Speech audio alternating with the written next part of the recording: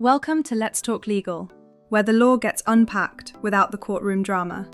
Brought to you by NVR Attorneys, in association with Gold FM, this series tackles real legal issues, real-life situations, and the questions people usually Google at 2 a.m. Hosted by experienced attorneys who believe the law should make sense, not sound intimidating. This is legal insight, minus the jargon. Let's talk legal. It's Wednesday, and that of course means it's time once again for a brand new episode of Let's Talk Legal, proudly brought to you by NVR Attorneys. With me in studio, once again, I do have Dries Knoetze. Dries, as always, an absolute pleasure. Thank you so much for having me, Jess. I appreciate the opportunity. Most definitely. So, Dries, thank you once again for coming in. And today, I understand that you want to chat a little bit more about cybercrime and the obligation of the debtor to seek its creditor. This is very interesting, actually, and one can read up quite a bit about cybercrimes, etc. So, can you please also explain to us what, in layman terms, you are going to discuss today? All right, Jess, today I want to explain and caution the listeners out there about the real threat that you find each and every day. This threat is not only to business owners, it's about a threat to every person that is out there who makes a payment of their debt in the ordinary course of its business. In order to fully explain what I'm talking about, it's necessary to explain what cybercrime is and how this may impact everyone. So I'm sure that everyone has at some stage received a funny message or an email or a Facebook invite requesting you to either assist with something or to provide assistance with something or to give some information. And these messages normally just feel strange. Yeah. There's that sixth sense in your gut that tells you, wait a bit, something is fishy. So today I'm going to give you some stats to highlight this threat that we all face and explain what will happen if you fail to ensure that the person that you were supposed to pay, in fact, that never received the money. So in a nutshell, you will be surprised how sophisticated these hackers are and how easy it is to take your hard-earned money for themselves. Absolutely. And I think in many instances, we think it's, just any kind of person trying to do this. But like you said, very sophisticated. They know exactly what they're trying to do and they know how to do it.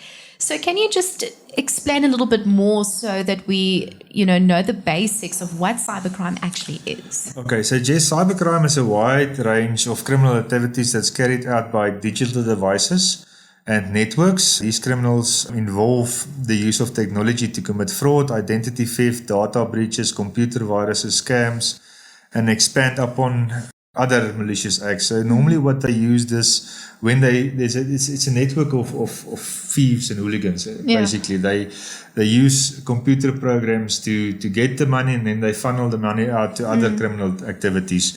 So cyber criminals don't only exploit the vulnerable, they exploit the vulnerabilities in your computer system, your network, to gain unauthorized access to your network. They steal sensitive information, disrupt services, and cause financial or reputable harm to individuals, organizations, and governments. Yes, even governments. In a recent, about 6 months back, the master of the High Court's data system was attacked by cyber criminals, and they held the master at ransom and said that if you pay us this, we will release your system. So don't think there's just the business people that is cautioned here. It's really each and everybody out there. That is actually, quite worrisome. But now, Dries, for someone who isn't maybe an IT specialist or someone who's very clued up with IT, this could actually be a mouthful. Yeah, to simplify this, they use computer systems, networks. They use IT to target you. So first they will gain access to your computer system, then they will try to get access to your private life, including your bank accounts and so forth. So let me just give you some stats. So in 2021, Interpol, which is the police, everybody knows Interpol, detected 250 million cyber threats in South Africa. That's just in 2021. That's the highest number on the continent, meaning that is we as South Africans are targeted. Make no mistake about that. So 95.21% of these threats were email-based. So once again, if you receive an email, double check that you know from whom it is. In 2023, digital banking fraud increased by 45% and related financial losses increased by 47%.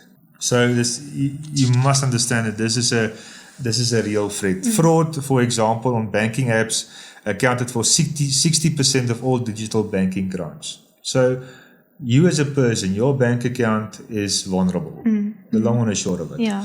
And it makes it easier for criminals to attack you now because everybody has a smartphone. That's very true. So, Dries, I mean, with these unbelievable, actually, statistics and, like you said, being very vulnerable, can you give us an example of such crimes? Okay, so most of the targeted institutions of cybercrime is attorneys firms, estate agencies, banking institution. And the reason for this is quite simple, that at every given time in these practices, you will see that money flows from your account to, for example, the client's account. And that is what the hackers target. They want that because with that transactions, there's a possibility for the act to occur.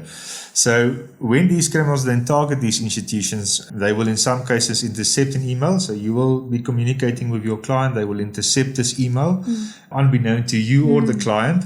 And what they will then do is they will either block the sending of message between you and the client, or they will redivert it to their computer. So basically, you think that two computers are speaking to each other, you on your email, we on our emails, and then only to find out, well, there's a third computer now also chatting with you guys.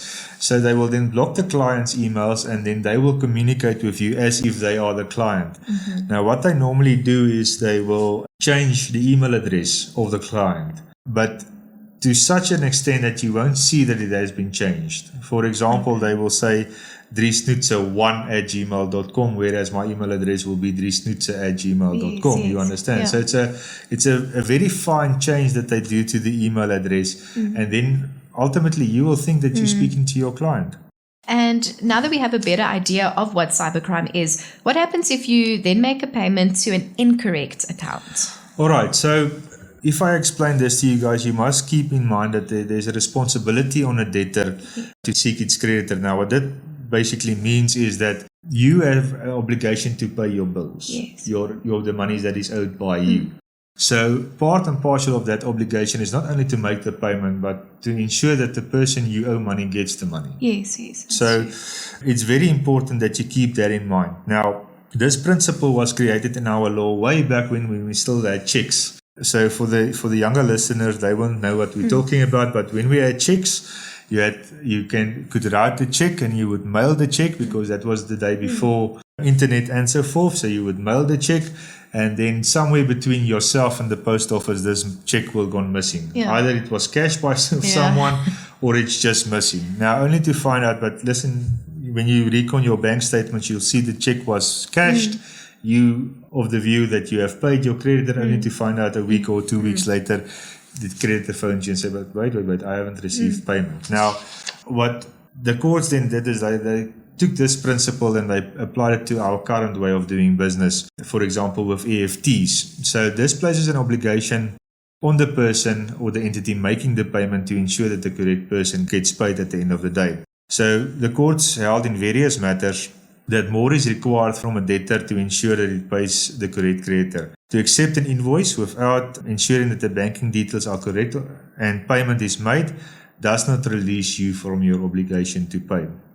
So what this means is, you will see with our current technology, you will find that you phone your plumber, and the plumber has to do some work. He gives you a quotation, you accept the quotation, he sends you the invoice, and you go on your banking app and you pay it via EFT. Happiness, everybody's happy.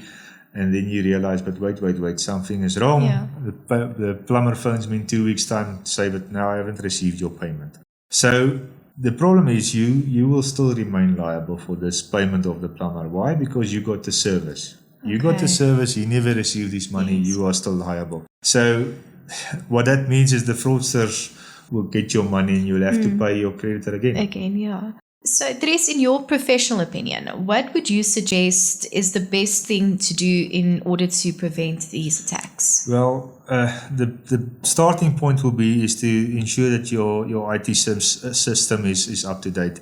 Make sure you have the correct antivirus. Make sure that you have security measures on your phone, especially that your IT at the very least doesn't fail you.